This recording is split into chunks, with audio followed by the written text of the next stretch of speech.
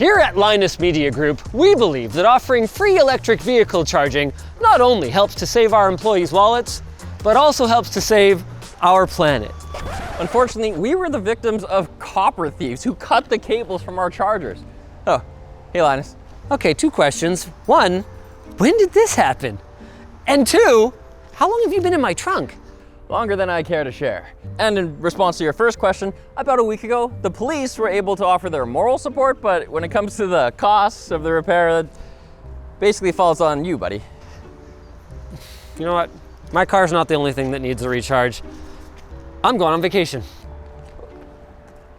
What am I supposed to do? You're a smart guy. You'll figure it out. But what about our sponsor? That's no problem. Here's a free Segway.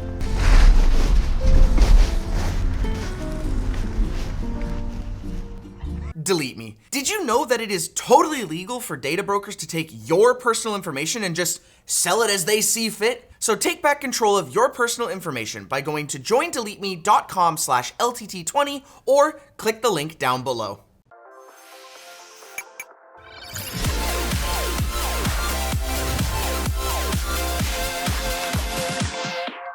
And just like that, we've got all new chargers from Ubiquiti.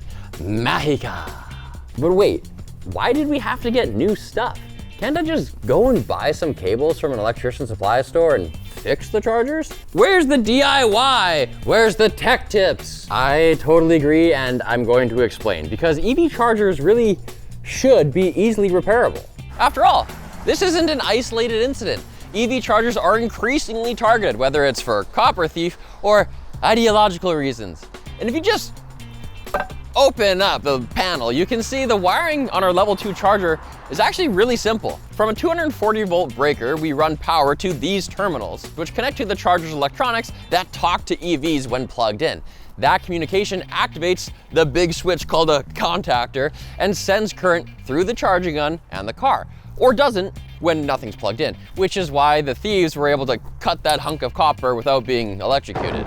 Both cables could be replaced by an end user really easily, but when we called Grizzl-E to ask about getting new charging guns, we were told to detach the hardwired chargers, send them in at our expense, and buy a replacement cable and charging gun for 200 Canadian dollars, plus the cost of their labor. Now, it seems Grizzl-E used to offer replacement charging guns that end users could install themselves, and other third parties and OEMs still do sell these standard replacement plug heads in our region because the use of standard parts, like this J1772 charging gun, is a requirement for our local rebate program. But they're still around $200, so we'd just be saving on the labor and shipping costs, if, of course, we value our time at 0. And unfortunately, sourcing the odd 4-core EV cable isn't easy either. At our local electrician supply store, they told us to just talk to the charger manufacturer.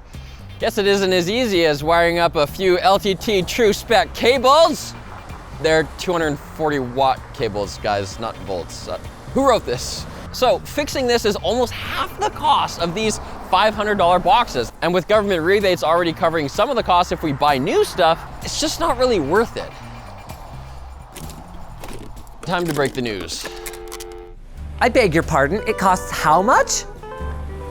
Insurance isn't covering it. All out of pocket?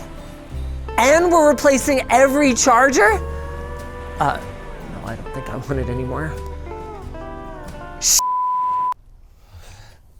Fortunately, there is a silver lining to all this. When we first bought our Grizzl-E chargers, we wanted to go with Ubiquiti's Unify EV Station Lite, but they weren't covered under BC's rebate program at the time. Now, they are. At $700, they cost a little more than our Grizzl-E chargers, but Ubiquiti was good enough to send over all the replacements we need. Even if we'd had to pay for them, they do integrate better into our larger unified network, and they solve a few of the gripes we had with the old system. So, what were those gripes? Well, the scheduling system for the Grizzlies went through ChargeLab, and it was not the greatest. The only way to prevent people from using the chargers on the weekend was to set the lowest possible charging time at a random time during the day. So I believe I had it set for 15 minutes at like 5:45 to 6 a.m. And that's because you can't turn it off completely. These new Ubiquiti ones, because we're already in Ubiquiti ecosystem, everybody uses Ubiquiti to get into the building. You just tap in when you want to charge, and it keeps our neighbors from using the chargers while they're waiting for the children. The Ubiquiti chargers also have a stock power output that's 10 amps higher than the Grizzl-E chargers, which should translate into 20% faster charging if our breakers were 70 amps instead of 40.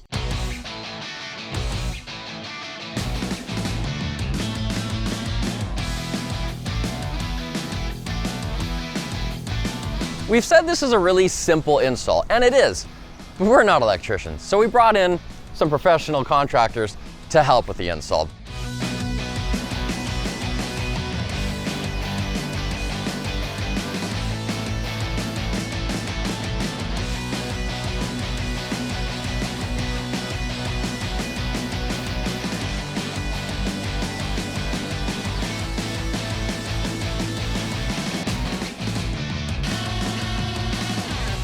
We've also discovered another opportunity here. Ubiquiti sent over 7 of their Unify EV Station Lite chargers, so we're gonna replace all 6 of the Grizzl-E chargers, including 2 that weren't cut. I guess there's just a limit to what a grown man can carry on his BMX bike.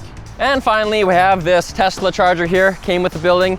We're gonna leave it in place, meaning we have 1 extra Ubiquiti charger. Hallelujah. So we're here at the studio building where we're gonna put in a new charger, which is so awesome because we've had a crazy EV charging bottleneck over here. People have to move their cars around, it sucks. We didn't have the capacity to install more chargers here before, but there's a new transformer here now from a round of shop equipment upgrades. So now we can. The actual charger we have over here is this older Siemens one, which is getting kind of dated. So we're gonna take the Grizzl-E ones that weren't damaged, that are now available because we put Ubiquitis there, over here to replace it.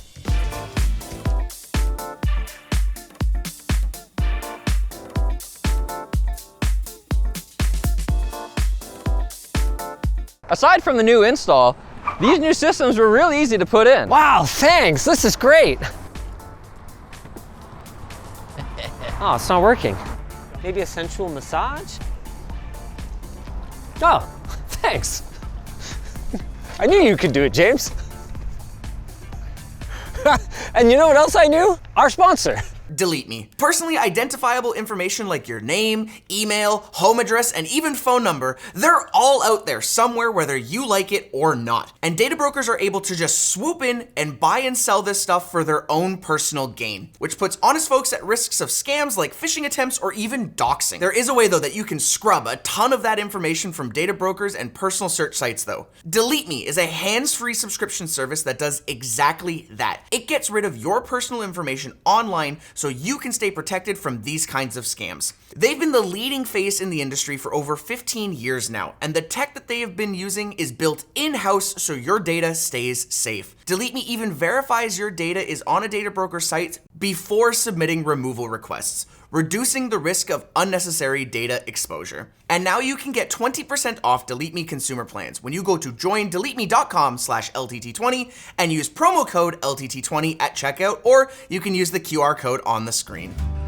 Thanks for watching, guys. If you liked this video, maybe check out the one where Linus installed an EV charger at his house in his garage. That was a good one, and for now, my work here is done.